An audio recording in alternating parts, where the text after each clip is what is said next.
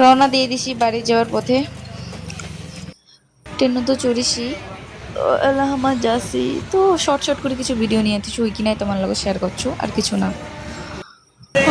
Finally খাবা তো যাওয়ার প্ল্যান করব। শিলিগুড়ি এনজিপি চলে এসেছি, হামালা যাবো বাড়ি। দীঘা চল, দীঘা যাই আমার বাড়ি যাবো। বাড়িতে ভাত খেতে সারাদিন না খেয়ে আমার করেছি জার্নি, জানেন তোমার তো।